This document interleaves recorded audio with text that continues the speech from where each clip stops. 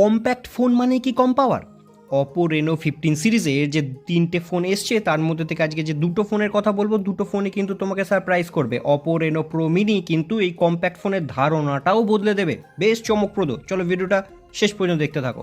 ভিডিওটা ভালো লাগলে অবশ্যই লাইক শেয়ার কমেন্ট করতে ভুলো না। আগামী দিনে তোমরা এই ফোনের সঙ্গে কোন ফোনের কম্প্যারিজন ভিডিও চাইছো সেটা অবশ্যই কমেন্ট করে জানিও। আমি সেই রিলেটেড ভিডিও কিন্তু তোমাদের এর পরে নেক্সট ভিডিওতে এই চ্যানেলে আপলোড করব।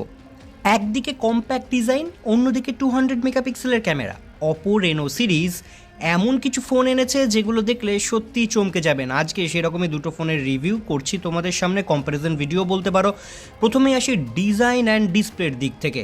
বলি অপো রেনো 15 6.59 ইঞ্চেসের একটা অ্যামোলেড ডিসপ্লে, 120 হার্জ রিফ্রেশ রেটের সঙ্গে HDR10 এর সাপোর্ট, 1200 নিটসের একটা পিক ব্রাইটনেস, সঙ্গে কর্নিং গরিলা গ্লাস 7i এর প্রোটেকশন, 197 গ্রামের ওয়েট আছে, অ্যালুমিনিয়াম ফ্রেম আছে, আর সঙ্গে পেছনে একটা গ্লাস ব্যাক আছে এবং 3D একটা টাচ আছে। IP68-69 রেটিং তোমরা এখানে দেখতে পাচ্ছ।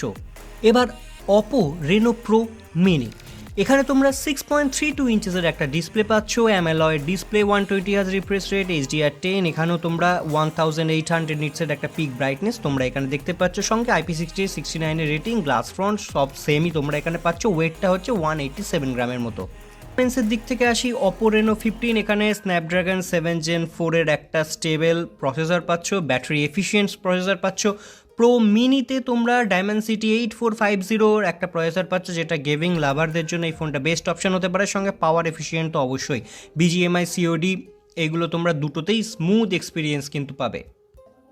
মেমোরিতে আসি, দুটো ফোনে কিন্তু তোমরা UFS 3.1 স্টোরেজ তোমরা দেখতে পাচ্ছ। এরপর আসি camera segment, main segment. Reno 15-এ তোমরা 50 মেগাপিক্সেলের মেন ক্যামেরা দেখতে পাচ্ছ, ওয়াই স্টেবিলিটি পাবে, 50 মেগাপিক্সেলের টেলিফটো লেন্স দেখতে পাচ্ছ, সেখানে 3.5 mm অপটিক্যাল জুম পাবে, 8 মেগাপিক্সেলের আলট্রাওয়াইড ক্যামেরা পাচ্ছ, সঙ্গে ভিডিও রেকর্ডিং করতে পারছো 4K 30 এবং 60 FPS পর্যন্ত। আর সেলফি ক্যামেরাও এখানে কিন্তু 50 মেগাপিক্সেলের, ওখানেও 4K ভিডিও রেকর্ডিং তোমরা করতে পারছো।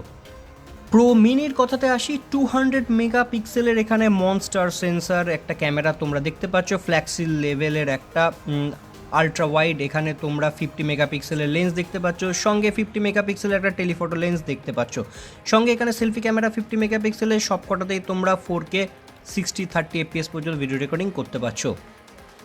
জুম লাভারদের ক্ষেত্রে কিন্তু, ফটোগ্রাফি যারা পছন্দ করো তাদের ক্ষেত্রে কিন্তু প্রো মিনি অনেকটাই এগিয়ে। এবার এই দুটো ফোনকে চালাতে যে ব্যাটারি সেগমেন্টের দরকার সেটা কীরকম আছে দেখে নিই। রেনো 15-এ 6500 মিলিঅ্যাম্পিয়ারের ব্যাটারি পাচ্ছ, প্রো মিনিতে তোমরা 6200 মিলিঅ্যাম্পিয়ারের ব্যাটারি পাচ্ছ। হ্যাঁ, দুটোতেই কিন্তু 80 ওয়াটের ফাস্ট চার্জিংয়ের সঙ্গে তোমরা ফোনটা দেখতে চলেছো। এবার কনক্লুশনে আসি, যারা একটু বড় ডিসপ্লে চাইছো, ব্যালেন্স পারফরমেন্স চাইছো, তাদের জন্য রেনো 15 ভালোভাবে ব্যাকআপ দেবে। আর যারা একটা কম্প্যাক্ট বডি চাইছো, একটা হাতে একটা দুর্দান্ত গ্রিপিংওয়ালা ফোন চাইছো, ফ্ল্যাগশিপ ক্যামেরা চাইছো, হাই ব্রাইটনেস চাইছো, গেমিংয়ে পারফরমেন্স ভালো চাইছো, তাদের জন্য কিন্তু রেনো প্রো মিনি দুর্দান্তভাবে কাজ করবে।